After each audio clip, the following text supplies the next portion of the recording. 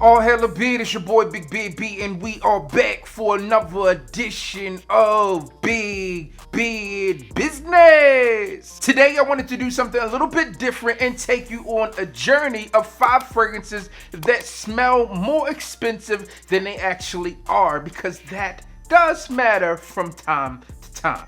Actually, it never matters, but it does sound good. Listen, man, today I want to go through 5 fragrances that I find to be really good fragrances, and they have the quality and smell of what some would say niche quality, or just really good fragrances with a different twist. That's essentially what that means. So without any further ado, we will hop straight to it. The first fragrance on my list today is one that I don't talk about much now, because technically I believe it's discontinued, but you can still find it. I verified it before this video, and I will leave one linked and listed down below for you. The fragrance comes from the house of A.G.E, and this one is A.G.E Dark Rebel. Now, traditionally, when we talk about this JV company, we typically talk about Artisan Pure, as that's one of the standout scents, but this one here did not get its just due. This one really is a dark fragrance and something very different than the entire lineup, in my personal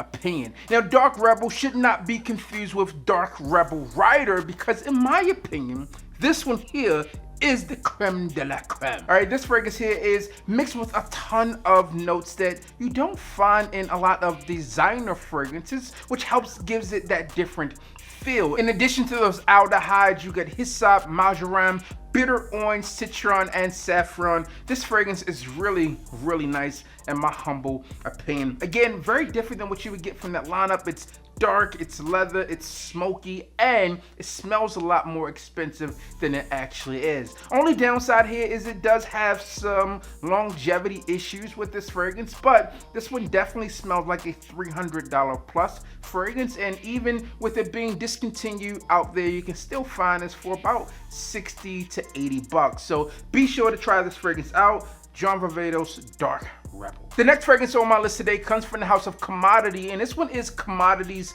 Moss. Now, Moss is the expressive version. As you know, with Commodity, they have those synth space. You have the Moss minus Moss, and then you also have Moss plus, which is going to be that bold take. But Moss in itself is this expressive version of green. With Moss, you get element, you get this sweet amber, and in the base here there is patchouli and oak moss, and those things really come to life quite quickly within this fragrance. It's slightly dirty, but not pungent or off-putting. It's something that I think would work phenomenal on a warm spring day. So if you're looking for something that is a little bit more complex and diverse and quite different than a lot of the sweet bombs that we get on the designer side of things, and be sure to try this fragrance out. And actually, it is technically a niche fragrance, and this one is just, price point, 120, 150-ish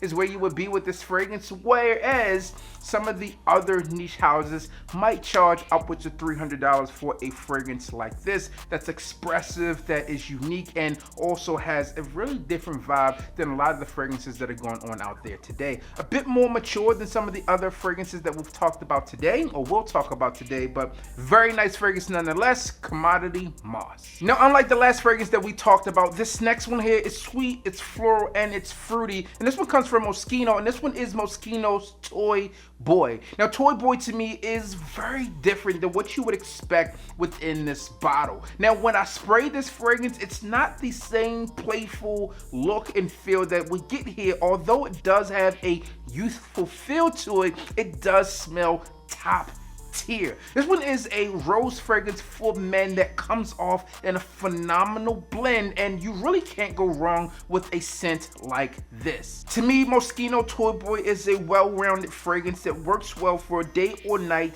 date night, or casual, and you can occasionally wear this one to the office, maybe for that Friday casual day. This one is a fragrance that really gets the job done, and again, for me, it smells much more expensive than this fragrance actually is. So be sure to get your nose on it. I don't think you'll be disappointed, and be sure to check out the full review if you need additional details. Now, the next fragrance on my list today comes from Tom Ford, and in my opinion, it smells like it should be more expensive because it once was. The fragrance comes from Tom Ford, obviously, and this one is Ombre Leather 2018. Now, the 2018 version is a revamp, remix, rebring back to the market of the discontinued 2016 version, which was a part of that private blend collection. Now, we do know the private blends was obviously a lot more than that $100 price point that you can tend to find this one at. You were upwards of that $215, $220 mark just getting in the gate, and then you can go up and up and up depending on the size that you purchase.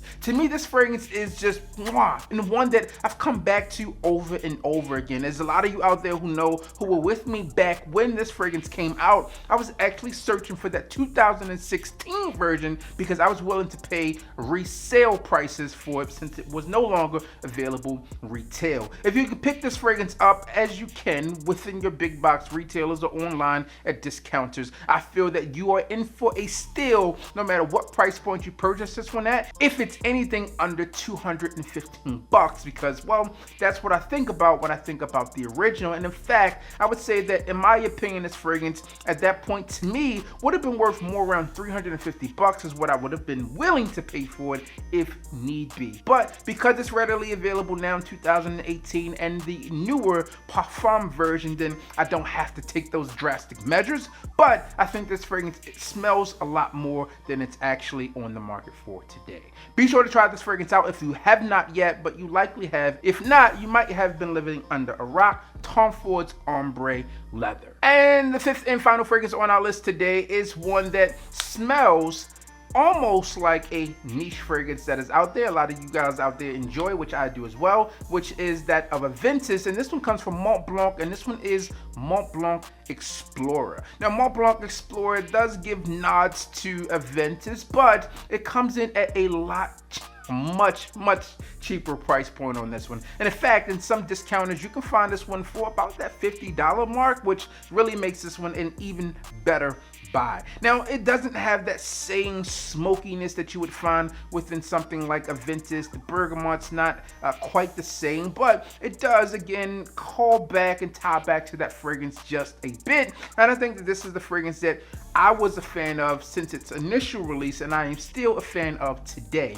So I think this fragrance does smell like it's worth more than it actually is on the market today, and it does perform better than it would be as well. And as I said in the original video, because Montblanc fragrances tend to take a steep drop after they release for some reason, you can obviously find this one for a lot cheaper than you can within a retail store. Again, I'll leave these fragrances linked and listed down below for you, but those are 5 on my list today. Now, without fragrances being explicitly clones, what 5 fragrances smell like they should be more expensive to you? Comment that down below. As always, I'm your boy, Big Beard B. Don't forget to like, comment, and subscribe. Tell a friend that we are back again. And you already know what I need you to do. Just hit the goddamn bell.